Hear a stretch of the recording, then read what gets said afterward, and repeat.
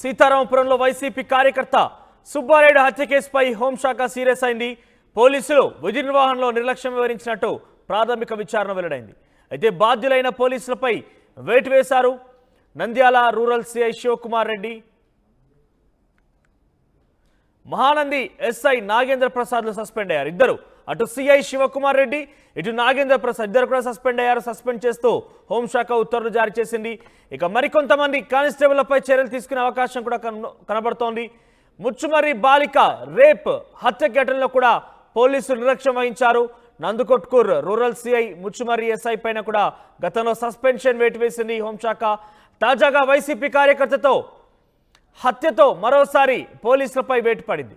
YCP కార్యకర్త సుబ్బారాయుడు దారుణ హత్యకు గురయ్యాడు. అర్ధరాత్రి 30 మంది ఇంట్లోకి చొరబడి దాడి చేశారు. సుబ్బారాయుడిని బయటకు లాక్కొచ్చి కత్తులతో పొడిచి బండరాయితో మోది హత్య చేశారు. అయితే అడ్డుకున్న కుటుంబ సభ్యులపైన కూడా దాడి చేశారు. పోలీసుల నిర్లక్ష్యమే కారణం అంటున్నారు కుటుంబ సభ్యులు. మావి ప్రాణాలు కావా, మమ్మల్ని చంపితే ఎలా అని పోలీసులు నిర్లక్ష్యంగా మాట్లాడారని చెప్పిన బాధితులు. ఇక విచారణ చేపట్టి పోలీసులపై వేటు వేశారు ప్రభుత్వం. అయితే పోలీసులపై వేటడం గల కారణం ఏంటంటే కుటుంబ సభ్యులు ఎప్పుడైతే అడ్డుకున్నారో కుటుంబ సభ్యులపై కూడా దాడి చేశారు ఎవరైతే వచ్చినటువంటి ఆ 30 మంది మూక. అయితే వీరంతా కుటుంబ సభ్యులు వెళ్ళి పోలీసుల నిర్లక్ష్యం కారణం పోలీసులు నిర్లక్ష్యం వహించారు.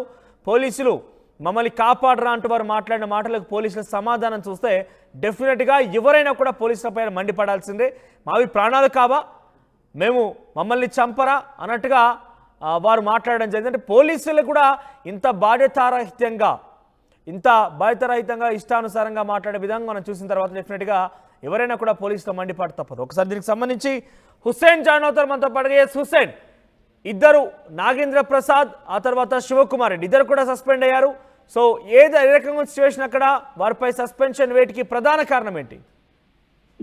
మండలం పోలీసుల నిర్లక్ష్యం వల్లే మహానంది మండలం సీతారామపురంలో వైసీపీ కార్యకర్త సుబ్బరాయుడు దారుణ హత్యకు గురయ్యాడు. అర్ధరాత్రి వేళ 30 మంది మూకలు ఇంటిపై దాడి చేసి పడుకున్న సుబ్బరాయుడిని బయటకు తీసుకొచ్చి కత్తులతో పొడిచి బండరాయితో మోదీ చంపేసినటువంటి ఘటన కలకలం రేపింది నంద్యాల జిల్లాలో. ప్రధానంగా ఈ ఘటన జరిగేటువంటి సమయంలోనే సుబ్బరాయుడు సంబంధించినటువంటి కొడుకులు, అక్కడ ఉన్నటువంటి కోడళ్ళందరూ కూడా అడ్డుకునేటువంటి ప్రయత్నం చేశారు. వారిపై కూడా దాడి చేశారు. కొంతమంది భయంతో బయటికి రాలేనటువంటి పరిస్థితి, చుట్టుపక్కల వాళ్ళు చూస్తూ ఉన్నా కూడా ఎవరు కూడా అడ్డుకోలేనటువంటి పరిస్థితి. అయితే ఈ నేపథ్యంలోనే సుబ్బరాయుడు తనయుడు 100 కాల్ చేశాడు. 100 కాల్ చేసిన పోలీసులు రెస్పాండ్ కాలేదు. ఈ విషయం స్థానికంగా ఉన్నటువంటి పోలీసులకి ఇన్ఫార్మ్ చేస్తే అక్కడ కొంతమంది ఇద్దరు ముగ్గురు పోలీసులు వచ్చినప్పటికీ అడ్డుకునేటువంటి ప్రయత్నం చేయకపోగా అడిగినటువంటి వారు మాత్రం ప్రాణాలు కాక మేము ఎలా చేయాలి, మేము ఎలా అడ్డుకోగలము, మా కూడా ప్రాణహాని ఉంటుంది కదా, ప్రాణభయం ఉంటుంది కదా అని సమాధానం ఇచ్చారని కుటుంబ సభ్యులు చెప్పేటువంటి పరిస్థితి అయితే ఉంది. దీనికే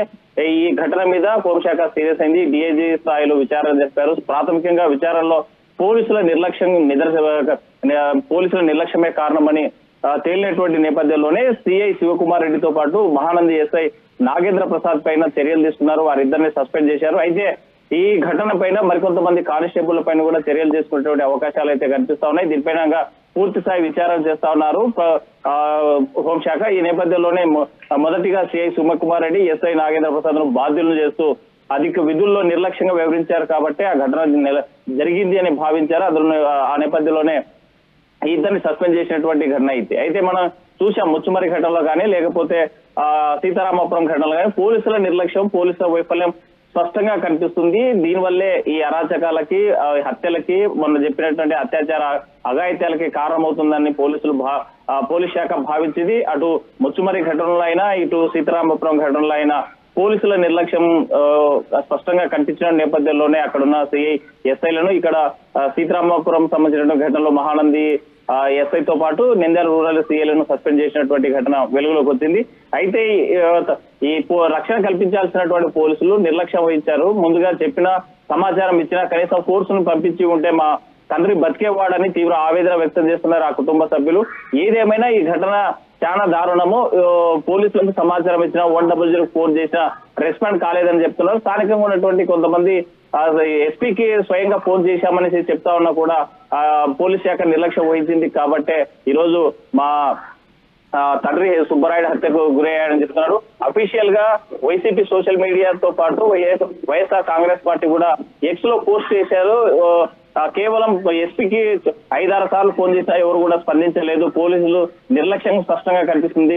మూకుమ్మడిగా కావాలనే ఉద్దేశపూర్వకంగానే ప్రభుత్వానికి తెలిసినా, పోలీసు అధికారులకు తెలిసినా ఇది చూస్తూ నిర్లక్ష్యం వహించారు అని ఆరోపిస్తున్నారు కుటుంబ సభ్యులు. ఈ నేపథ్యంలోనే వీరిద్దరిని కూడా సస్పెండ్ చేసినటువంటి ఘటన అయింది. అయితే 9వ తేదీ ఆ కుటుంబాన్ని పరామర్శించేందుకు వైసీపీ అధినేత జగన్మోహన్ రెడ్డి వస్తున్నారనేటువంటి వార్తలు కూడా వస్తున్నాయి. ఇంకా అధికారిక సమాచారం ప్రకటించాల్సినటువంటి ఉంది ఆ పార్టీ. అయితే ఈ నేపథ్యంలోనే ఒకసారిగా ఆ గ్రామంలో మాత్రం హైటెన్షన్ వాతావరణం కొనసాగుతుంది. ఊర్లో స్థానికంగా ఉన్నటువంటి ఆ గ్రామంలో పోలీసు పికెటింగ్ కూడా గత 3 రోజుల నుంచి కొనసాగుతున్నటువంటి పరిస్థితి. ఎప్పుడు ఏం జరుగుతుందో అనేటువంటి ఘటన మాత్రం అక్కడ ఉత్కంఠమైనటువంటి పరిస్థితులు కనిపిస్తున్నాయి, ఉద్రిక్తమైనటువంటి పరిస్థితుల్లో ఇప్పటికే పోలీస్ పికెటింగ్ కొనసాగుతున్నారు. కనీసం నిన్న ఆర్టీవీ ప్రత్యేకంగా అక్కడ ఉన్నటువంటి ఈ చుట్టుపక్కల గ్రామస్తులతోనూ అక్కడ ఆ ఇంటి పరిసరాలు, సుబ్బరాయుడు పరిసరాల్లో మాట్లాడడానికి ప్రయత్నం చేసినా ఎవరు ముందుకు రానటువంటి పరిస్థితి. అంటే ఆ గ్రామంలో ఆ టీడీపీ నాయకుడు శ్రీనివాస్ రెడ్డి అనేటువంటి వ్యక్తి ఎంత అరాచకం సృష్టిస్తున్నాడో, ఎంత భయభీతి సృష్టిస్తున్నాడు అనే దానికి ఇది ప్రత్యక్ష నిదర్శనంగా మనం భావించవచ్చు. అయితే ఈ నేపథ్యంలోనే ఈ ఘటన పట్ల నిర్లక్ష్యంగా వహించినటువంటి పోలీసు అధికారుల మీద మాత్రం హోంశాఖ సీరియస్ అయిందని చెప్పవచ్చు. అందులో భాగంగా సిఐ శివకుమార్ రెడ్డిని ఎస్ఐ నాగేంద్ర ప్రసాద్ ను సస్పెండ్ చేశారు విధుల నుంచి. మనోజ్ రైట్ హుసేన్. సో మొత్తం మీద గతంలో కూడా ముచ్చుమరి ఘటనపై కూడా ఇదే రకంగా ఎస్ఐపై సిఐపై వేటు వేశారు. సో ప్రస్తుతం కూడా ఆ రకంగా జరిగింది. Shivakumar Reddy SI Nandyal rural SI పైన, ఆ తర్వాత ఎస్ఐ నాగేంద్ర ప్రసాద్ మీద కూడా మహానంది ఎస్ఐ పైన కూడా వేటు వేశారు, సస్పెండ్ చేశారు. సో ప్రస్తుతం వివాదం జరుగుతోంది. వైసీపీ కార్యకర్త, వైసీపీ నేత సుబ్బరాయుడి హత్య కేసు విషయంలో పోలీసులు అడిగినప్పుడు, కుటుంబ సభ్యులు అడిగినప్పుడు ఒక బాధ్యతారహితంగా వారు వివరించారు. సో పెద్ద ఎత్తున ఇది వివాదం జరుగుతోంది. అయితే దీనికి గల ప్రధాన కారణం ఏంటంటే, సస్పెన్షన్ గల ప్రధాన కారణం ఏంటంటే, మావైతే ప్రాణాలు కావు, మమ్మల్ని చంపలేరా, మమ్మల్ని చంపితే ఎలా అన్నట్టుగా కూడా వాళ్ళు అసమర్థంగా మాట్లాడినట్టుగా విచారణ వెల్లడైన తర్వాత వాటిపై వేటు వేస్తూ హోంశాఖ ఉత్తర్వులు జారీ చేసింది. ఒకసారి కుటుంబీకులతో ఆర్టీవీ మాట్లాడింది. ఆర్టీవీతో వాళ్ళు ఏం మాట్లాడారో చూద్దాం. ఏం జరిగిందమ్మా? ఈయనే అనుకునే సార్, నేను పనుకుంటే 7 అంటే లేడు సార్ అనే మొబ్బున కనుక లేక లైట్ ఈ రాడ్లతో ఇదెల్లా కొట్టి చేసి మా ఆయన నేను ఏడ్చంటే రాడ్లతో కత్తులతో కొడుతుంటే భయపడి ఏడ్చి మా ఆయన బయటకు వచ్చాడు సార్. బయటకు వచ్చినాక నీడుకుపోయి చెడవాడ కొడుతుంటే ఇద్దరు మా ఊళ్ళో దొబ్బినారు, నువ్వు ముసలిదానికి చంపుతారని. ఏముంది సార్, ఆయన ఏదో మినుముల వ్యాపారం పోయి ఇంత ఉరిగడ్డి శని కాడ పోయి అమ్మి తెచ్చుకొని తిన్నట్టు బొరగొడ్లు ఉన్నాయి సార్. కొడుకులలో వాళ్ళు కడాగా ఉన్నారు, వాళ్ళకి మంచిగా పోయాకరా ఆట దొరుకుంటారు. తిన్నీకి కూడా లేదు. ఇంకా ముసలోడు చచ్చిపోయి నన్ను ఎవరు తాకుతారు సార్? ఎవరు తాకుతారో చెప్పు సార్, నాకు గట్టి ఏం కావాలి. ఎందుకు గొడవ జరిగింది మీ మధ్య? ఏం లేదు సార్, నా పుట్టింది 5 మంది నా పిల్లలు, నమ్ము లేకుండా ఏమైంది, ఓట్లు అక్కడ వేసినామని, జగన్మోహన్ రెడ్డికి వేసినామని, ఓట్లు వేసినామని ఇంకా పని చేసినాడు. ఆడికి మేము ఆలోచన చేసుకొని తల్లుల పిల్లలు పోయి అడిగినామని చిన్నగాని, నైనా తెచ్చిస్తాం మీరు వేసుకోరని పలకలేవాడు. ఇంతకు చెప్పేటోళ్ళు ఉన్నాము సార్. ఓట్లే మాకేం పొలాలు ఆచులు గీచులు లేవు, ఏం లేవు సార్. పొలాలు లేవు, ఏం లేవు. ఈ ఇంట్లో 3 ఉన్నాం. ఎక్కడ కొట్టింది ఆయన సుబ్బరాయుడిని? ఇక్కడ లోపల లోకం నుంచి గుక్కొచ్చినాడు సార్. ఆ నుంచి గుక్కుంటూ వచ్చినాడు సార్ ఆడికి. అది జరిగింది సార్. అంటే ఏ సమయంలో జరిగింటుంది అది? 10-11 అయింటుంది సార్. అంటే అప్పుడు ఎంతమంది వచ్చారు ఇక్కడికి? 20-30 మంది వచ్చి నాకు మొబ్బు వస్తుంది సార్. కొట్టడాడక బొరగలో వచ్చిన మొబ్బు వస్తుంది, ఎవరు కనుకలే. ఇద్దరు, ఒక పవాకరు మొట్టెల పుల్ల నేను తోడు దొబ్బినాను నన్ను, పో నువ్వు దెంకొని పోయి చంపుతారని. అప్పుడు మా ఆయన స్టార్ట్ చేసి కొడుతున్నారు బండలతో, కత్తులతో. ఇంకా సావలేదంటే ఒకడు బండ తీసే అన్నాడంట. ఇంకా అజ్జులే బండ తీసింది. ఇంకా నేను దెంకొని పోయినా సార్. ఎవరు రానిలే, మా కోడలు రాని నన్ను రానిలే. ఇంకా రాజ్యం పట్టుకొని పోయినాం సార్. కేకలు వేశారా? మచ్చుగా కేకలు. అంటే ఎవరైనా పిలిచారా మీ కొడుకు? ఇప్పుడు 5 మంది పిల్లలు అన్నారు కదా, వాళ్ళు ఎవరు రాలేదా దగ్గరికి? వచ్చే చంపుతారు, వద్ద ఉన్నాడు చూడ అబ్బాయి, వాళ్ళని పిలిచి వాళ్ళు చంపుతారు సార్. వాళ్ళు 20-30 మంది ఏది, మేము 3 అవుతుంది. ఎట్టయితుంది. అంటే వైఎస్ఆర్ గవర్నమెంట్ ఉన్నప్పుడు మొత్తం ఈ ఊర్లో మీదేనా పెత్తనం? మా పెత్తనం ఏముంది సార్, మా పెత్తనం ఏముంది, ఓట్లు వస్తున్నాం అంతే. ఏం పార్టీ కాదు, ఏం కాదు సార్. ఇది మీకు వాళ్ళకి ఏమైనా కక్షలు ఉన్నాయా? అడుగు సార్ నా కొడుకు, నేను ఏడు పోయేదాన్ని కాదు.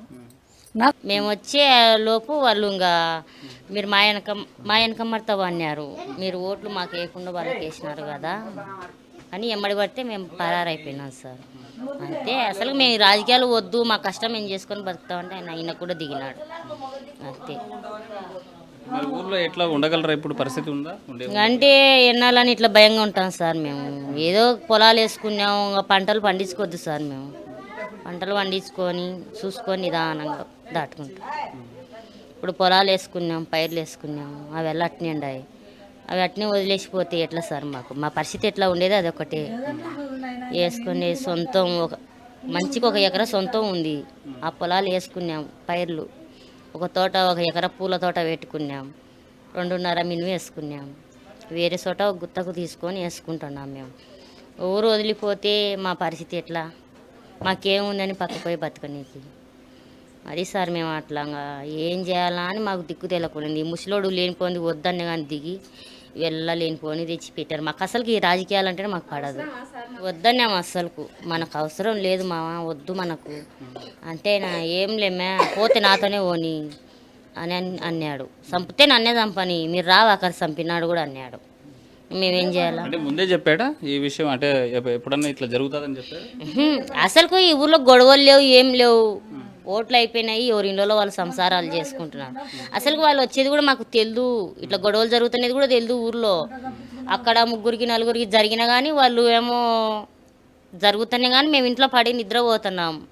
డైరెక్ట్ మా ఇంట్లో వచ్చి పన్నాక మేము అప్పుడు భయపడి మా కొద్దీ మేము పరారులు అయినాం. అంచుకు ఇడిపోయినాయి కానీ వచ్చంటే మీరు ఓట్లు మాకు వేయకుండా అక్కడ వాళ్ళకి వేస్తారా, మమ్మల్ని ఎంత మోసం చేసినారే అని రాడ్లు తీసుకొని అమ్మడే వాళ్ళు పడితే మేము పక్కకు పోయినాం. అంతే. అసలు ఎవరెవరైంది కూడా మాకు తెలియలే. అంతా ఈ ఊర్లో మనుషులే, ఊర్లో వాళ్ళే చాలా మంది ఉన్నారు సార్. ఇంకా మేము ఊరు ఇడిచిపోవాలంటే మాకు చాలా ఉంది కదా. ఇంకా పొలాలు ఉన్నాయి, ఇండ్లు ఉన్నాయి, అంత స్వచ్ఛంగా పోతే ఎట్లా సార్? చంపితే చంపని, ఇంకా ఊర్లో నుండి కాపురం చేస్తాం. అది పోలీస్ డిపార్ట్మెంట్ న్యాయం చేస్తుంది, న్యాయం జరుగుతుంది ఆలోచన ఉందండి. ఏం చేస్తారో చేస్తామంటున్నారు. చేస్తాము, మీకు ఖచ్చితంగా మీ ఇంటికి న్యాయం చేస్తాము అంటున్నారు. ఇంకా ఏం చేస్తారో ఏమో. మేమైతే ఇంకా ఎవరి మీద నమ్మకం పెట్టుకోలేదు. ఉన్నాడు పోయినాడు, ఆయనతోనే ఓని ఉన్న కాడికి మనం కష్టం చేసుకోవాలో బతుకోవాలో మీరు ఎక్కడ ఉన్నారు? మేము అవతలిండ్లు సార్ మాది. ఈడ మా అమ్మ మా నాయన అనుకున్నారు. మా నాయన లోపల ఇంట్లో అనుకున్నాడు, వాయికులు వేసుకుని. మా అమ్మ ఈడ అనుకునేది. పనుకుంటే వచ్చి అందరూ కేకలేసి అవి ఇవి పలగొట్టినారు బయట. ఎవరు వచ్చినారని నేను దగ్గర వాకిలు తీయబోయినా అవతలింట్లో. వాకిలు అయితే మా వారండి దండి మంది వచ్చినారు, వద్దు చంపుతారని లోపల పెట్టి నన్ను వాకిలు వేసేసింది.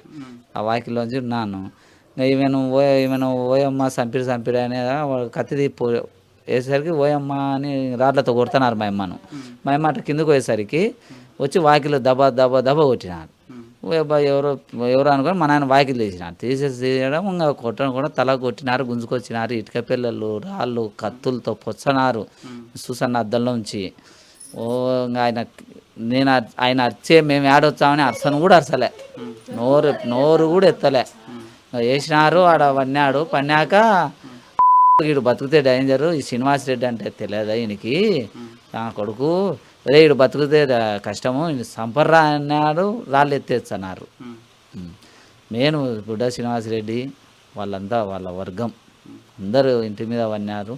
ఇంకా మేము చూస్తున్నాం కానీ ఆ జనాలకు భయపడి రాలేకపోయినాం. ఎందుకు అంత కసిగా కొట్టాల్సిన అవసరం? మా నాయన ఏం చేస్తానంటే వీళ్ళు మా స్థలాలు ఆక్రమిస్తే మా నాయన దాన్ని ఒప్పుకోలేదన్నమాట. ఒప్పుకోకపోయేసరికి వీడు ఒక్కడే కదా ఇల్లు. ఎవరి స్థలాలు ఆక్రమించారు? మా స్థలం 15 సెంట్లు ఉంటే కలము ఆయన గోడౌన్ దగ్గర తీసుకొని ఆక్రమించుకుని ఇచ్చినాము. ఆడికి ఇచ్చినా కూడా ఆయన పొందడంలే.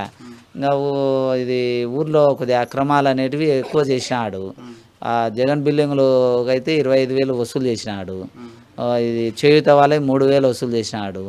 ఎకరాకు 6,000 లెక్క అని గుడికి తీసుకున్నాడు. ఇంతవరకు గుడిది ఏం చేయలే. ఈయన ఏంది దౌర్జన్యం ఏంది అని. అంతలోకి ఈ ఊళ్ళో ఇన్నాళ్ళు ఎలక్షన్లు లేవు, ఏ పార్టీ లేదు, ఒక పార్టీ శ్రీనివాసరెడ్డి పార్టీ ఒక్కటి ఉన్నది. ఎన్నాళ్ళని మా నాయన అంతలోకి శిల్ప చక్రపాణి రెడ్డి నేనుంటా అండగా అని వాళ్ళు జయనారపు రెడ్డి వాళ్ళు నిలవన్నారు. వాళ్ళు మేము కొద్దిగా ఫ్యామిలీ ఫ్రెండ్స్ అనమాట.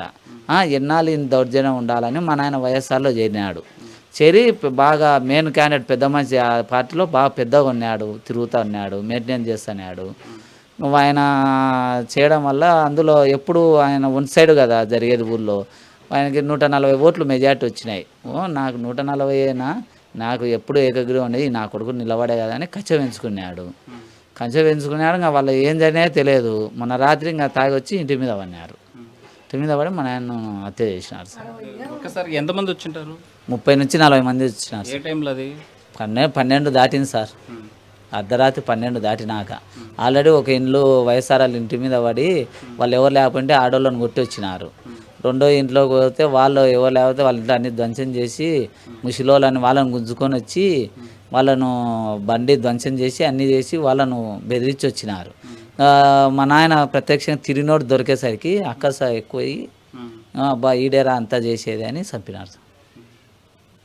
అంటే ఇప్పుడు ఎవరైనా వచ్చారా? పార్టీ నాయకులు ఎవరు మాట్లాడారు? మా చక్రపాణి రెడ్డి వచ్చాడు, వాళ్ళ వైఎస్ఆర్ తరపు నుంచి 4-5 ఎమ్మెల్యేలు వచ్చారు. మాకు ఏదో న్యాయం చేస్తామన్నారు. అందులో మాకు ఏంటంటే మేము చేసుకోవాలా తినాలా సార్. మా పరిస్థితి మా నాయనకు రాజకీయ వద్దన్నాము. అయినా లేదు ఇన్నాళ్ళు మనకు ఏం లేదురా, నన్ను సంపని లేక నా వయసు మీరు రాకుండా వాళ్ళని ఆయన ఒక్కడు తిరిగినారు సార్. వాళ్ళమ్మడి మేము వద్దని కూడా చెప్పినాం. మేము చేసుకోవాలి తినాం. మా ఆధార్ కంపెనీ లేదు, ఆయనకు పింఛన్ వచ్చని అది పింఛన్ చేసుకుంటే ఈమె బరగోళ్ళు చేసుకుంటే ఇద్దరు ముసలోళ్ళు కష్టపడుకుంటున్నారు సార్. అదే ఏం న్యాయం చేస్తారో ఆ ఎస్పీ సార్ చెప్పినారు 24 గంటలు అరెస్ట్ చేస్తామని, అని ఇంతవరకు ఏం లేదు. పోలీసు వాళ్ళు ఎస్ఐ ఉండి కూడా ఏం సార్ అంటే నన్నే చంపుతానన్నాడే, మీ లెక్క మాయపానం కాదా అంటున్నాడు ఎస్ఐని అడిగితే. అంటే ఆ రోజు మీరు జరిగే సమయంలో పోలీసులు ఉన్నారు? పోలీసు వాళ్ళు ఉండే జరిగింది అది. పోలీసు వాళ్ళ ఫస్ట్ ఇంటికాడ పోయితే కొడక్క నువ్వు వచ్చి పెట్రోల్ వచ్చి అంటూ పెడతా అన్నాడు ఎస్ఐనే. ఏం సార్ ఇట్లా జరుగుతాయి అంటే మమ్మల్నే చంపుతారా, మేము మీ లెక్క కాదా, మాకు భయం లేదా అంటారు. డిపార్ట్మెంటే భయపడినప్పుడు మాలాంటి సామాన్యుల పరిస్థితి ఏముంది? ఇంకా డిపార్ట్మెంట్ ఉండి జరిగింది. ఎంతమంది పోలీసులు వచ్చింటారు? 4 వచ్చినారు సార్. జరిగినాక చంపినాక వాళ్ళు దాటుకొని పోయినాక వచ్చినారు. ఆల్రెడీ వాళ్ళు ఉన్నప్పుడు అక్కడ జరుగుతున్నప్పుడు వాళ్ళు ఉన్నారు పోలీసు వాళ్ళు వచ్చి రక్షణ కల్పించలేకపోయారు ఇంటిళ్ళకు. అంటే ఇప్పుడు ఇంట్లో గొడవ జరిగేటప్పుడు మీరు ఏమైనా పోలీసులకు ఎవరికైనా ఫోన్ చేశారా? సార్ నేను 100కు డైల్ చేసినాను సార్. డైల్ చేస్తే ఫోన్ తగలేదు, పోలేదు. అసలు నాకు అర్థమైంది పోలీస్ ప్లాన్ అని. లేకపోతే 100కు చేసి ఎట్టనే కానీ ఫోన్ పోవాలా. నేను 100కు డైల్ చేసినాను, పోలేదు.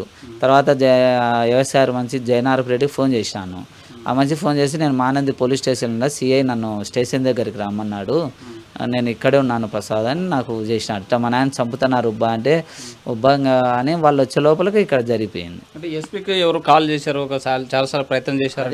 నేను అతనికి ఇన్ఫామ్ చేసే లోపలికి ఆయన ఎస్పీకి కాల్ చేశాడు. 12:50 ఆ మధ్యలో ఎస్పీకి ఫోన్ చేశాడు. వాళ్ళ బలగాలు వచ్చే లోపలికల్లా చేదాటిపోయింది సార్. వాళ్ళు ఎస్ఐ నివారించలేకపోయినాడు.